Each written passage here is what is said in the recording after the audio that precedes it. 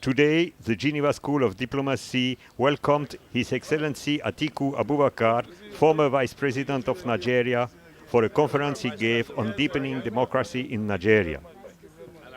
Attended by a huge delegation, His Excellency Atiku Abubakar reaffirmed his attachment for the international organizations based in Geneva.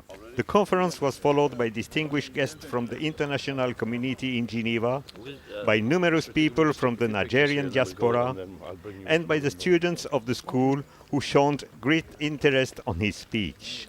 Vice President Atiku Abubakar, former Vice President of the Federal Republic of Nigeria. It's a name I believe you all know. It's really a privilege and a pleasure that he's here, and I know you're going to give him a very warm welcome. He's an outstanding personality, not only in the past as a very important person in Nigeria, but in the present a very prominent and respected figure in the Federal Republic of Nigeria, but even more important, a person who has, even at his age, a sterling future, and a name that will count very much in the decades ahead in Africa.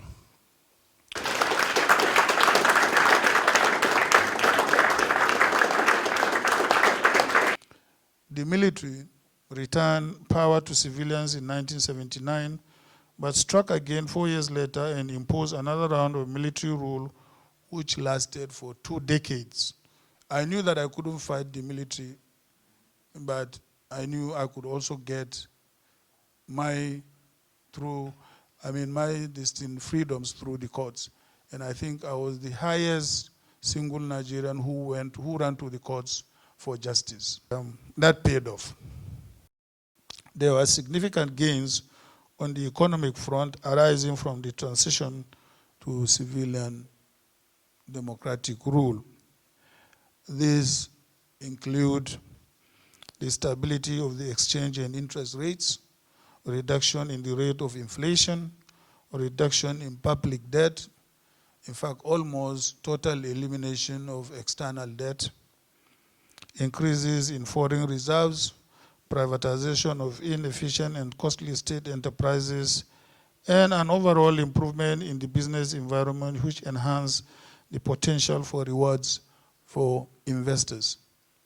And incidentally, I happen to have chaired, the economic reform team that implemented all this.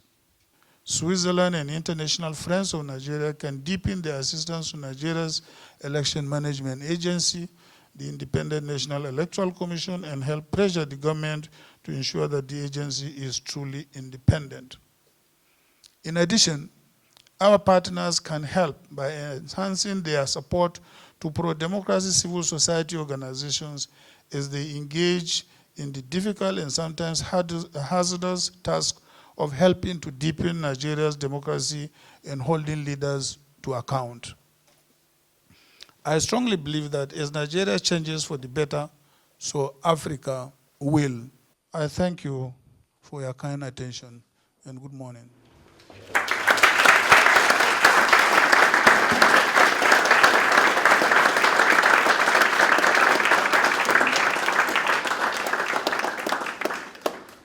The 3 main points, I try to convey is, first of all, the need to deepen democracy in Nigeria. And the second point, the impact that will have on the rest of Africa, particularly the West African sub-region, where Nigeria, dominates. And thirdly, it is only when you have a stable democracy that you can also expect a sustainable development. Why this travel in Switzerland? Dr. Marthi, in his introduction remarks, said there are over 200, United Nations organizations, bodies situate in Switzerland. I don't think after New York there is any other place where you can have international organizations all located in one place, and where your views will have the necessary impact as far as those organizations are concerned. You were talking about trade between Switzerland and Nigeria. What could improve the trading between the two countries? What could improve is more investment, by Swiss companies in Nigeria. I told you currently Switzerland is 11th, most invested countries in Nigeria. And we will want to see Switzerland move up to number 3, number 2, number 1 in Nigeria. Why not? Because we believe Switzerland as a country has the money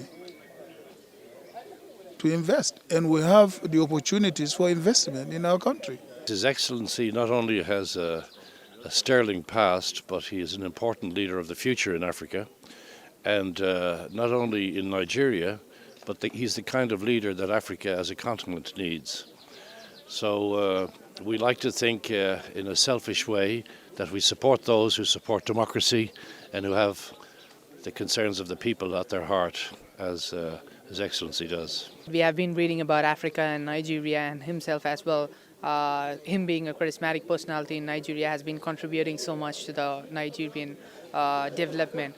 Right now, we have been learning that he is going to run for the presidency in 2015. And his speech gave us an idea about how he is going to do, what he is going to do after the elections, how he is going to contribute, how he is going to bring up Nigeria as a major part in Africa. And that insight itself is a very valid information that we could have within ourselves to perceive how Africa is going to go in the future. The visit of His Excellency Atiku Abubakar was not only a gift for the students of the Geneva School of Diplomacy, but also a new link established between Nigeria and Switzerland.